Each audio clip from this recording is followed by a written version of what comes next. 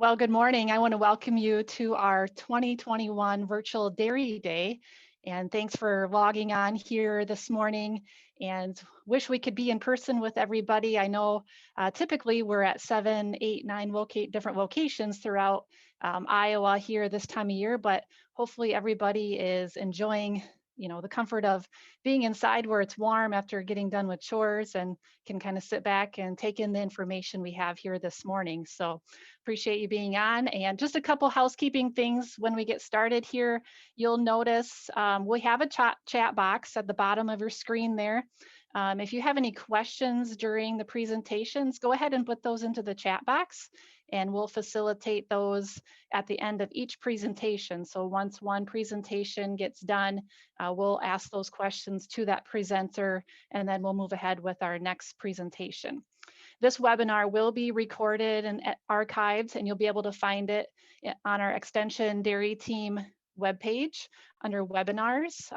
We also have a list of all of our archived webinars that we've been hosting here the last couple of months. So if you haven't had a chance, go ahead and click on those as well. And then throughout the presentations here today, I'll also be uploading the PDFs of each presentation to the chat box. So if you want to be able to download those and follow along, you're more than welcome to. Otherwise, at the end of the program here today, we will email out the archived link as well as the PDFs to the presentations for further viewing. And then at the end of the program here today, Fred Hall is going to be putting in the evaluation to our program. So there'll be a link in the chat box. If you wouldn't mind clicking on that link at the end of the webinar here today and taking that evaluation, that helps know what kind of programs we should be offering to our participants and how you felt this virtual dairy day went. So just a couple other things. I do want to introduce our team. I guess I forgot to mention that as we started here. My name is Jen Bentley. I'm a dairy field specialist here in Northeast Iowa. And my colleagues here that are on the presentation here today, Fred Hall, he's our dairy specialist out in Northwest Iowa. And Larry Tranel is our dairy field specialist in Northeast and Southeast Iowa. And we also have Brian Doherty, our ag engineer for Northeast Iowa. So I want to welcome everybody to the call here today. To start us off here, Brian Doherty, our ag engineer, is going to do the presentation on making the most out of your manure nutrients. So we're going to kick it off with that. You'll notice we'll do three presentations right away, and then we're going to take a break, a virtual break where you can get up and stretch, and then you can come back to the webinar at about 12:15. So with that, I'm going to stop sharing my screen here and let Brian start with his presentation. Hello, everyone, and welcome to Virtual Dairy Day 2021. Thanks for joining us today. Got a good lineup of speakers here. So my name is Brian Doherty. I'm a field agricultural engineer with Iowa State University Extension and Outreach. So I'm going to be kicking off the program today and talking about making the most of your manure nutrients. So we'll get into it. So just a quick overview here, what I'm going to talk about in this presentation. So I'm going to start out with just some basic dairy manure economics and some nutrient management topics. And then I want to get into cover crops and how we can make manure and cover crops work together in a kind of an integrated system. And then I'm going to shift gears and show some research from the Northeast Research and Demonstration Farm, where we've got some water quality data, cover crop, nitrogen uptake data, and nitrification inhibitor all in manured systems. And we'll look at some manure timing data and yields as well. So to start off with here, if we want to think about how do we capture value from dairy manure, we need to ask, what is dairy manure actually worth? So one way to value manure is just to look at, what the equivalent would be in a commercial fertilizer product. So here you can just see some current prices for ammonia. That would be anhydrous, MAP, and potash, so NPK products basically. And how does that translate to manure? So if we look at a typical dairy manure slurry, this is going to vary from farm to farm depending on, your type of manure storage structure, how you feed your cows, etc. But roughly you can expect about a 10, 25, 40 analysis on dairy manure. So that's 10 pounds of nitrogen, 25 pounds of P2O5, and 40 pounds of potash per 1,000 gallons of slurry. So if we just do the quick math on that and multiply those numbers out, it's somewhere around $25 of value per 1,000 gallons of dairy manure. Now there's other factors that go into this. You might want to subtract a little bit if you're worried about the nitrogen availability first year on the dairy manure.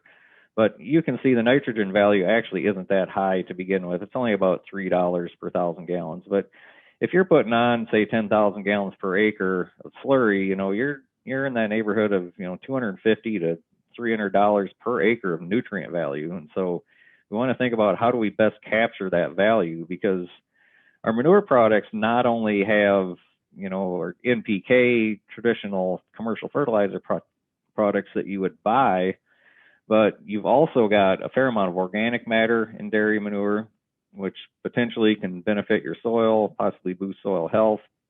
And you've also got a lot of micronutrients that we don't typically put a value on. So it's probably actually worth a little bit more than $25 per 1,000 gallons. So I did mention the nitrogen availability issue. So if you've just purchased some land or renting some ground and it hasn't had manure previously, this is something I would pay attention to. So dairy manure typically will have 30 to 50% available nitrogen on year one. Some of the nitrogen in dairy manure is in the organic form, so it's not necessarily going to be readily available that first year. And then that'll drop off in subsequent years. But if you're in a situation where you've been applying manure year after year for many years on your farm, honestly, I wouldn't worry about this number too much, because you've got all of that manure from previous years. You've got all of that organic nitrogen built up in the soil. So you certainly don't need to over apply nitrogen to try to correct for this if you've already been applying for many years. But it's something to be aware of if you're applying on a field for the first time. You're probably going to want to up your application rate a little bit if you're trying to supply all of your nitrogen with this manure. So how do we make the most of our manure nutrients? The first thing I would mention is we really want to focus on reducing the pathways for nutrient loss. So what are those pathways? Denitrification is the first one. So this is a conversion of nitrate in the soil to nitrogen gas, which then escapes into the atmosphere. This is really a hard one to manage. All you can really do there is maybe improve your drainage, try to keep your soil from becoming waterlogged and anaerobic, because that's when denitrification really kicks in. But in general, that one's hard to really do much about. But the next three here, volatilization, leaching, and surface runoff, we can definitely impact with management. So volatilization, that's conversion of ammonium to ammonia gas at the surface. Leaching, that's going to be nitrogen or potentially some dissolved phosphorus as well. That leaches into drainage tile if you have drain tile, or directly into groundwater. And then surface runoff, that could be any nutrient, and that could be direct runoff of manure from the surface if it hasn't been incorporated, or any nutrient attached to soil particles in an erosion event. The second thing we want to focus on is applying that manure at a consistent rate at the right time. And this is often overlooked, but the equipment maintenance and spreader calibration is important here. And I'm going to get into that more in a minute, but that's something we really need to focus on so we can get that manure applied evenly in the field and get the best bang for our buck. And then timing is another issue. Early fall manure in particular is at a very high risk for nitrogen loss. I'm going to show you some data on that later. So I would just encourage people to try to avoid that if possible, or if you do have to put manure on early fall, before soils have cooled below 50 degrees, I'd really encourage people to use a cover crop to try to hang on to some of those nutrients, especially the nitrogen. And the third thing is, I'd like people to just think about how do you recoup that investment. The way I like to think about it is you already paid for that manure the minute the feed truck pulled into your driveway. So you've already bought that feed, you've paid for it, or you've paid to harvest it. And that manure product that comes out the cow is a very valuable fertilizer product. It's not a waste product. So we just want to kind of think about it a little bit differently. How do we capture the value from that valuable product? So one way is just not over applying nitrogen, because you're essentially just wasting it at that point. We want to take credit for any legumes, alfalfa or otherwise you have in the rotation. And then another good strategy, if you have the land to do it, is apply at a lower rate and target more of your phosphorus needs, potassium needs, back off on the nitrogen application a little bit, and then come back in the spring with a side dress, maybe do a late spring soil nitrate test or something like that to see if you need more nitrogen. You can put it on later. The other strategy here is to target soils that have a low phosphorus test. So Dr. Antonio Mallarino from Iowa State has done a lot of work on phosphorus, and he's shown that once you get over 30 parts per million or so on a Bray 1 phosphorus or a Malic 3 phosphorus test, you essentially get no yield benefit from any additional phosphorus at that point. So if you're still putting on phosphorus and your soils are testing high, you're basically, you're not getting any value from that phosphorus, and you're going to eventually lose some of that over time. So if we can target those low testing soils, you can, economically, you can justify hauling manure further to get to those fields. I mentioned volatilization loss, so this is a big concern with nitrogen. So if you're doing direct injection, that's your best option here. Very little volatilization loss. This is generally, again, going to occur at the surface with surface applied manure. But if you're broadcasting that on the surface and you're not getting it incorporated immediately, you can have a substantial amount of nitrogen loss. So 10 to 25% is what's shown in the chart here. But this is very weather dependent. So the warmer it is, the windier it is, the more nitrogen you're going to lose. So if you're applying, say, to an alfalfa field during the summer, and it's a warm, breezy day, you could easily lose, half of that nitrogen. So it's just something to be aware of. We want to try to, keep as much of that nitrogen as possible in the system. So how do we do that with nitrogen? So I mentioned these pathways of loss. So we've got volatilization, denitrification, runoff, erosion, typically not as big of an issue with nitrogen, but leaching can definitely be an issue. Especially if you have a tile drain system. But even if you don't have drainage tile, you hear a lot in the news about nitrate leaching, but even if you don't have any tile, you can still lose a fair amount of nitrogen. We don't have as much data on it, but you can lose that nitrate directly to the groundwater table. And once it gets below the root zone, it's very stable. And, you've all heard about wells testing high in nitrate levels, and this is one contributor to that. So we want to prevent that if at all possible. So what we really want to happen here is we want to keep that nitrogen in the soil itself in the organic form so it's stable and we don't lose it, or we want it to be taken up in the crop, and we want to try to shrink all of those other pathways of loss. So the way we do that is, incorporating or injecting, focus on that application timing again. The closer you can put that manure on to when the crop actually needs those nutrients, the better off we'll be. And then again, you can use cover crops to help plug these leaks, especially the leaching and the erosion components here. If we think about phosphorus, it's a little more simple.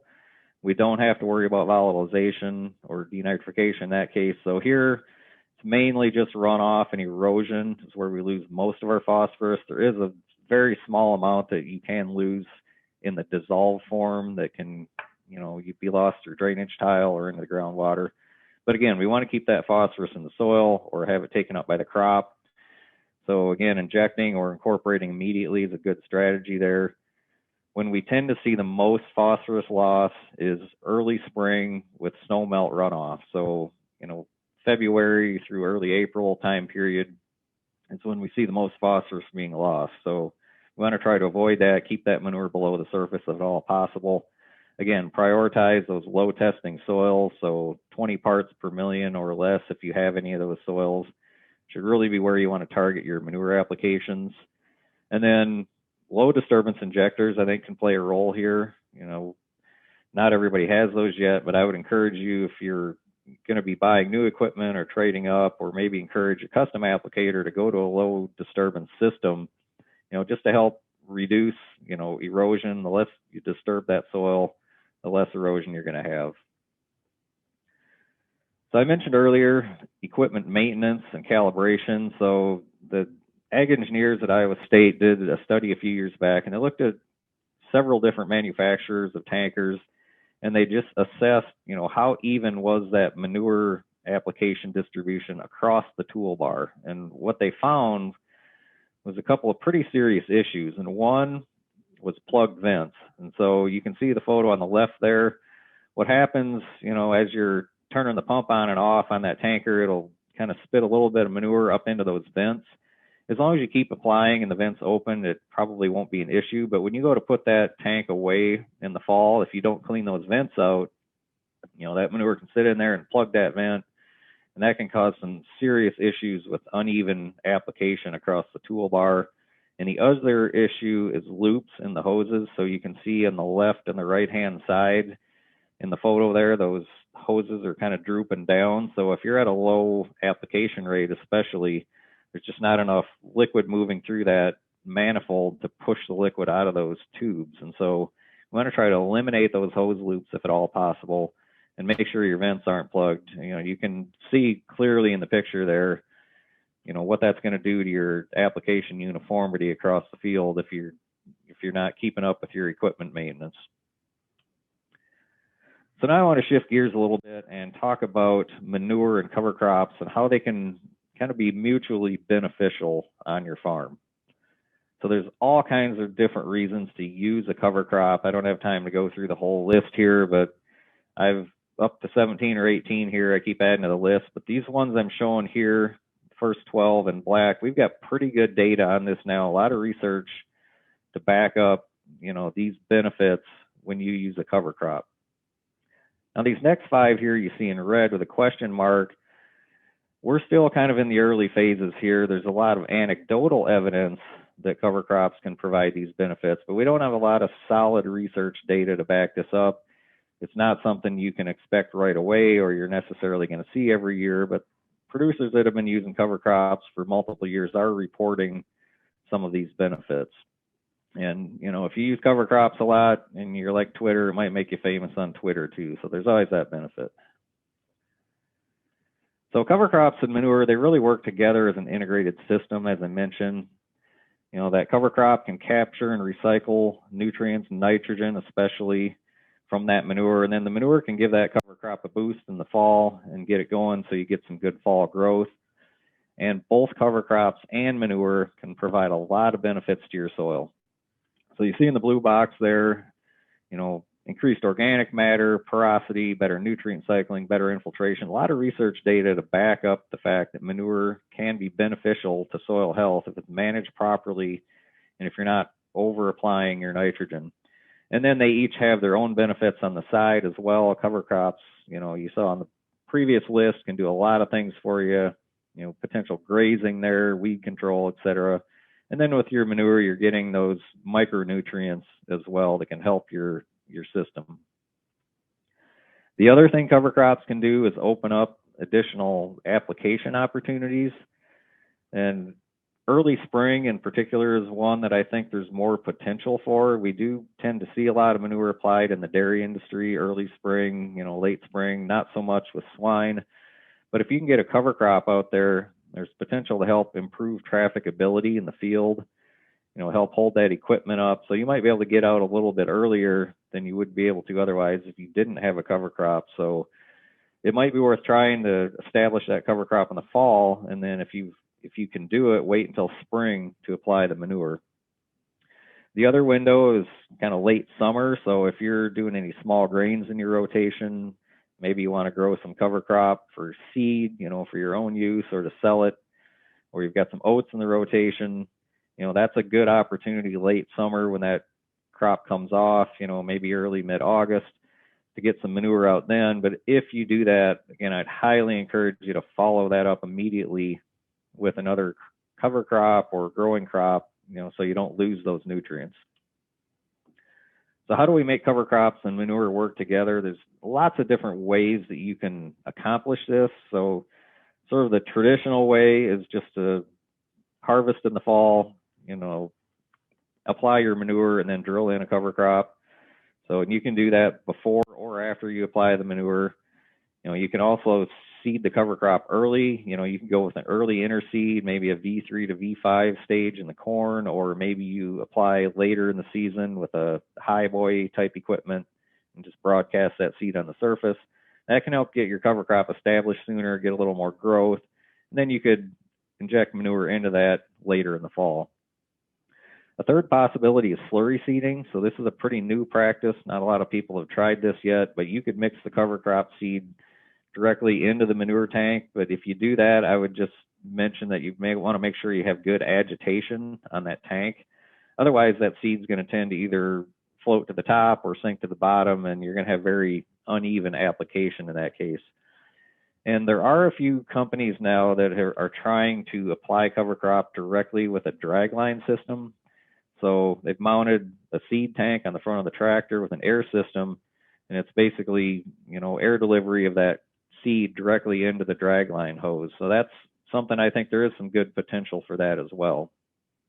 You can always spread solid manure in cover crops. That's a good option. And then another relatively new practice is side dressing manure. So you can see the photo on the left there, a producer rigged up an air seeder on the back of their manure tank.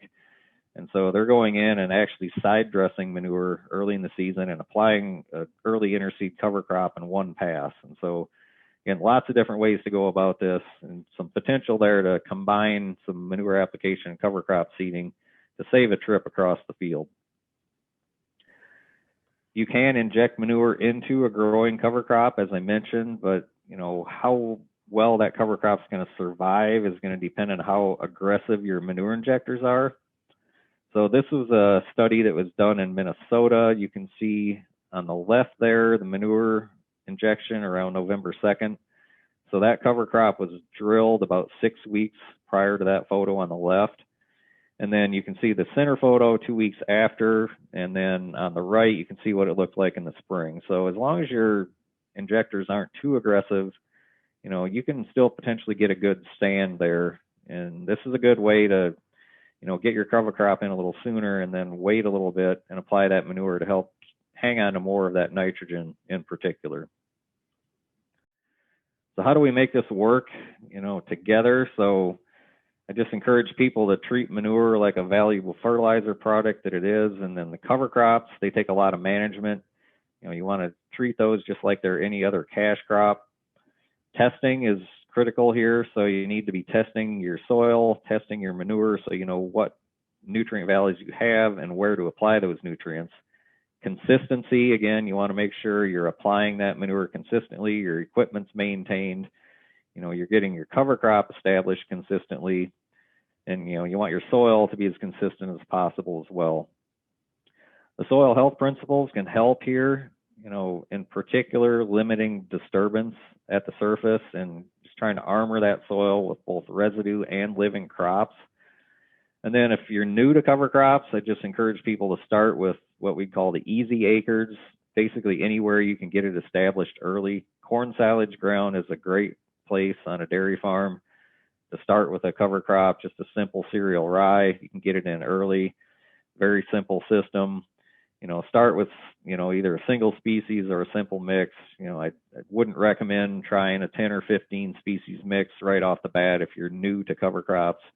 That takes a lot of management to make that work. And then again, just try to seed as early as possible. And one thing to keep an eye on is your carbon to nitrogen ratios, especially when you go to terminate that cover crop. The longer you wait, the higher that carbon to nitrogen ratio will be. And that can tend to tie up some nitrogen. That's not a bad thing if you manage around that, but it's just something to be aware of. And in your manure as well, your liquid slurry type manures tend to have a very low carbon to nitrogen ratio.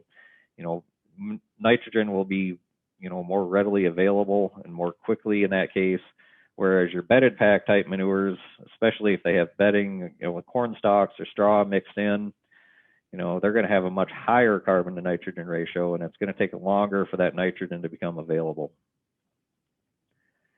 So now I want to shift gears here again and talk about some of the research in Nashua at the Northeast Research and Demonstration Farm. And so I just want to give you a quick overview of where this data was collected so you have some context for the discussion here. So at the Northeast Research Farm, we have a drainage water quality monitoring site. So there's 36 one-acre plots here, and they're outfitted with a subsurface drainage monitoring system. So we know how much flow is coming out of each plot, and then water samples are collected weekly and analyzed for nitrate and dissolved phosphorus. So these 36 plots are where all this data came from that I'm going to be showing you here in the next several slides. So the cover crop management there is pretty standard. And one caveat that I'll mention right off the bat here is this trial was done with swine manure. So this was not dairy manure, it's swine manure at 150 pounds of nitrogen per acre. So swine manure tends to be more available. There's less organic nitrogen. It's almost all in the ammonium form, so it's more readily available. So it is a bit different than dairy manure, but in general, I think you could expect similar results, with dairy manure.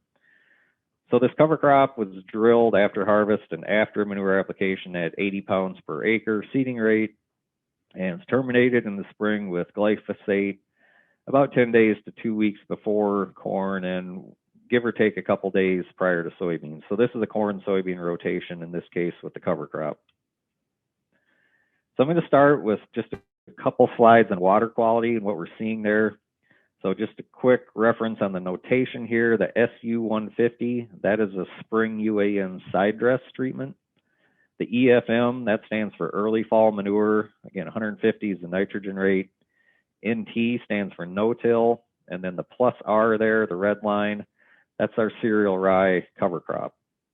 And the LFM is a late fall manure treatment. So the difference between early and late fall manure here is early fall manure goes on as soon as possible after harvest, generally mid-October. The late fall manure, we wait until the soils have cooled below 50 degrees Fahrenheit before applying that manure. So generally somewhere around mid-November, but that varies from year to year. So what you're seeing here is the corn phase of the corn-soybean rotation. So this is the cumulative nitrogen loss over a 5-year period. And so I'm just going to compare the cover, no cover treatment here. So without a cover crop over that 5-year period, it lost almost 220 pounds of nitrogen out the drainage line, and it was about 145 with the cover crop. So you might be thinking, okay, that's a lot of nitrogen loss, and it is. We're seeing about a 33% reduction in nitrogen loss with that cover crop. But what if you don't have tile drainage? What if you're just in a regular system, no drainage? You probably wouldn't lose that much nitrogen to groundwater, but it could still be a substantial amount because, again, once that nitrate gets below the root zone, there's really nothing there to take up that nitrate or convert it back to nitrogen. So, we can still have a lot of nitrogen loss even if you don't have tile drainage. Here's the same data in the soybean phase of the rotation. So there's no manure applied prior to soybeans. But again, we see about a 30% reduction in nitrate leaching out the drainage line with that cover crop treatment, compared to without. And again, this is with early fall applied manure when those soils are still fairly warm and active. One of the things that we saw there at Nashua in 3 out of the 5 years was a lot of streaking in the cover crop. So there was significantly more biomass growth directly over where the manure was injected. So if you've done cover crops with injected manure before, you've possibly seen this. You can see it a little bit in the photo there. But so what they did was sampled those areas separately. And that's what you're seeing in the graph here. So this is showing the amount of nitrogen in the above ground cover crop biomass. So we're not counting the roots here. So the red line is over the manure injection band. The green line is the amount of nitrogen between the injection band. And then the blue line, that's our soybean plots where there was no manure applied. So you can see in the first 3 years there, substantial nitrogen uptake in this early fall manure system with that cover crop, especially over that manure injection band. So this cover crop really works well in this early fall manure system for hanging on to a lot of that nitrogen. Now 2019, you'll notice looks a little bit different. if you remember back to the fall of 2018, it was very cold, it was very wet, the crop came out late. So that cover crop didn't have any growth in the fall of 2018. You know, the soil was already about 42 degrees when that manure was applied, so it was actually more of a late fall application. So we still saw about 65 pounds of nitrogen uptake, but we didn't see the streaking issue because basically there's no growth in the fall in that case. So just kind of summarizing that, if you see the top graph there, you know, prior to corn where manure was applied, we saw about 88 pounds of nitrogen in that above ground cover crop biomass. Prior to soybeans, it was about 61. And what's interesting here is we had a previous study on those same plots, you know, cereal rye, but it was a spring UAN side dress application instead of early fall manure. And we saw much lower nitrogen uptake with the cover crop in that case. So if you think about the nitrogen dynamics there, you know, in a spring UAN side dress followed by a cover crop in the fall, that cover crop's basically just taking up a little bit of residual nitrogen left in the soil profile, whereas, you know, if you apply manure early fall and then follow that immediately with a cover crop, that cover crop's right there, the nutrients are right there, and so you get much higher nitrogen uptake in that case. So again, especially in an early fall manure system, this cover crop is very effective for taking up nitrogen, very effective at improving water quality. So what about yields? So now I'm going to get into the yield on these same corn soybean rotation plots. And I'm going to start out here just looking at the yield in the cover crop, no cover crop comparison. So in 2016, you can see we took a big yield hit with that cereal rye cover crop. Now I take that with a little bit of a grain of salt. That was a transition year from that old spring UAN system. And so I think it just ran a little bit short of nitrogen that first year. But if you see after that, 2017 through 2019, the cover crop actually out yielded the no cover crop treatment. And so if you think about, again, how much nitrogen that cover crop's taking up, this kind of makes sense. You know, if you didn't have that cover crop and you applied manure early fall, you know, where did that nitrogen go? You probably lost a significant amount of it. So it kind of makes sense where that cover crop's recycling some of that nitrogen and helping with yield in this early fall system. And now 2020, again, looks a little bit different there. There was no yield difference. 2020 was a very dry year, and I suspect that's why we didn't see the difference. When the cover crop really works the best is in kind of normal to wetter than normal conditions. That's when it really is very effective at you know, taking up nitrogen. You know, in drier conditions, you don't get as much cover crop growth. You're less likely to lose that nitrogen to begin with. But if we look at the 5-year average here, basically there's no statistical difference in yields between the cover and no cover treatments. So just looking at the effect here now with the timing study. So here's compared early and late fall manure. And so 2019 again was a late fall to spring comparison because none of our late fall manure was applied in that case. But if we look at the 4 years where we had early to late fall manure, we're seeing about a 38 bushel yield advantage with a late fall manure. So again, that's that timing effect there. And this is with no cover crop. So just delaying that manure application until those soils have cooled down can potentially have a big yield benefit. The other interesting thing that came out of this was in most years, we saw that the spring UAN side dress significantly out yielded all of the fall manure treatments. But in 2019, when that manure was put on in the spring, there was no yield difference between spring manure and spring UAN side dress. So I don't think it's that the UAN is a superior nitrogen source, you know, to manure. It's just mostly the timing effect that we're seeing here. We also have continuous corn plots here where we have a timing study. So again, LFM here is late fall manure. SM is our spring manure. The plus I is an instinct nitrification inhibitor.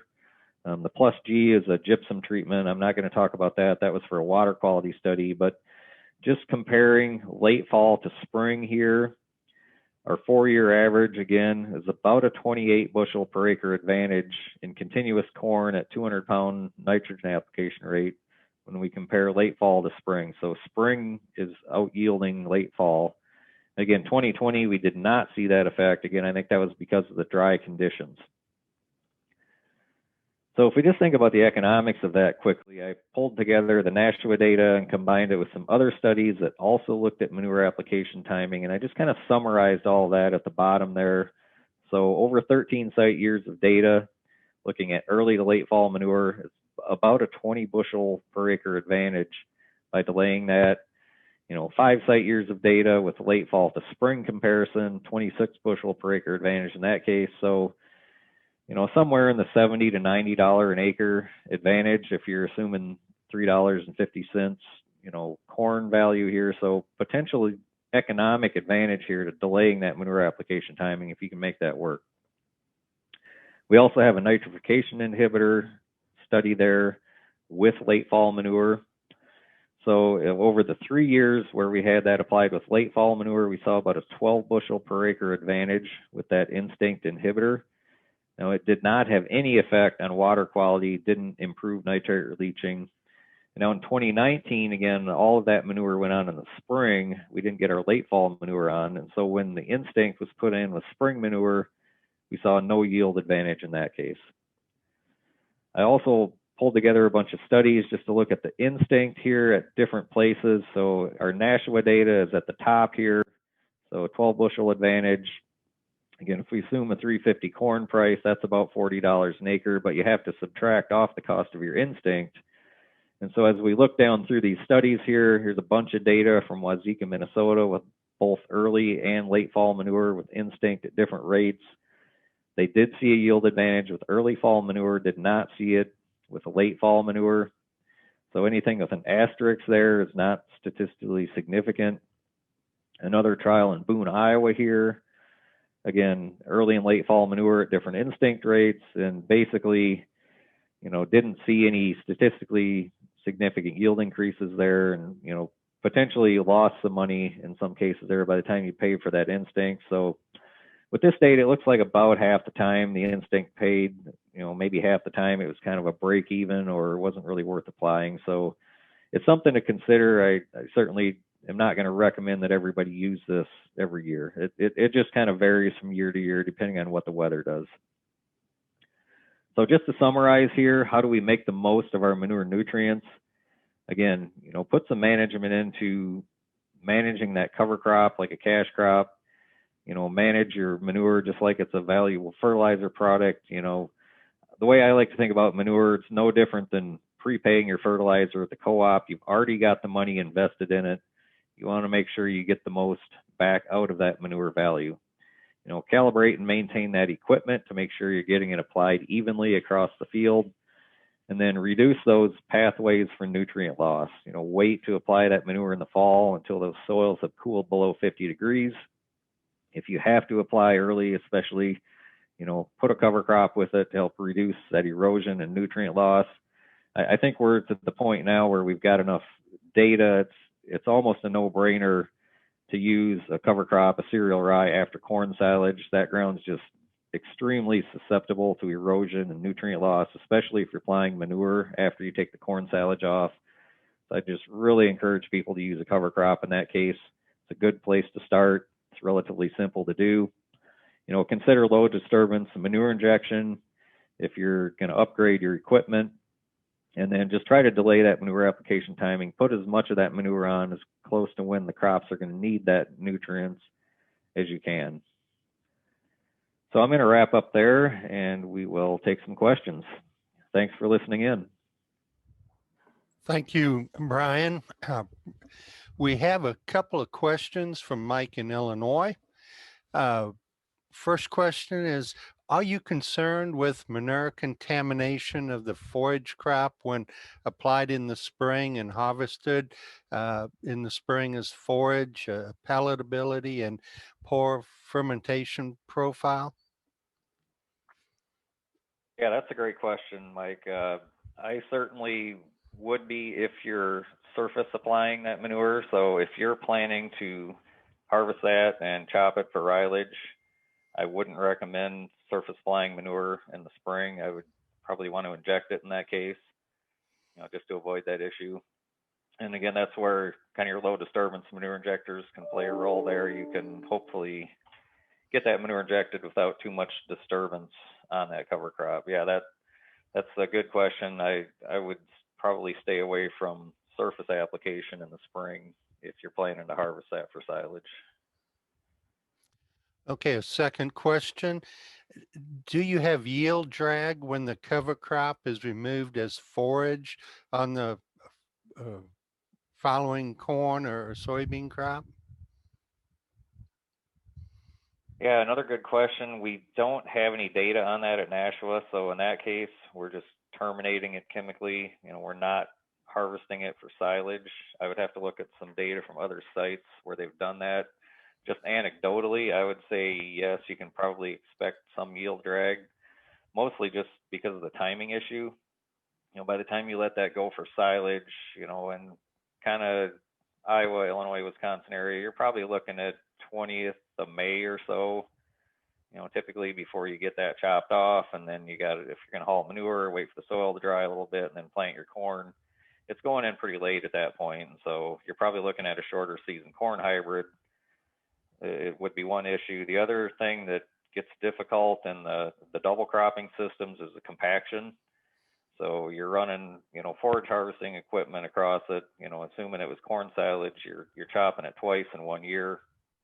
You're also applying manure. So it's just a lot of trips across the field. So compaction can be a real challenge in the double crop corn silage rye situation. So those two things could certainly lead to some yield drag. And also you're harvesting off all of that above ground biomass. You saw the data there.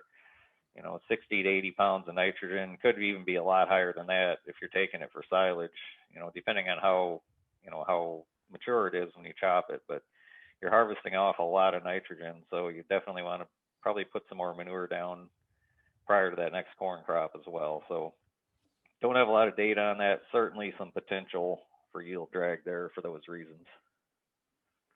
Okay, another question is, uh, several years ago, there was research that said the cover crop could pull corn yield down due to pulling out spring moisture. Still any concerns about that?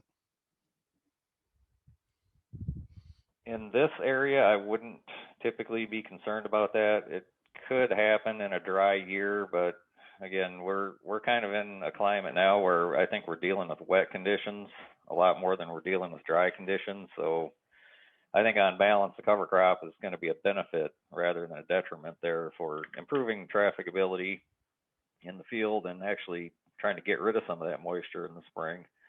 But in a dry year, that could be a concern. I know certainly when you get into states west of us, Nebraska and west from there, they're very concerned about moisture usage, with the cover crop. But even there, what they're finding is that over time, as you use that cover crop, it's improving your aggregation in the soil and it's improving infiltration of water. So it's kind of a trade-off.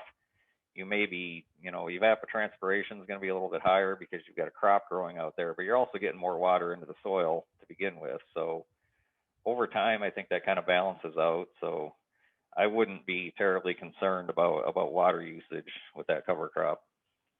Okay, our final question then is, uh, are we seeing any herbicides issues with cover crops between different, between corn and some of our broadleaf covers? I haven't heard a lot about that. That'd probably be a better question for an agronomist maybe, but certainly if you're trying to do some multi-species cover crops, you can definitely have some issues, especially with the early interseed covers.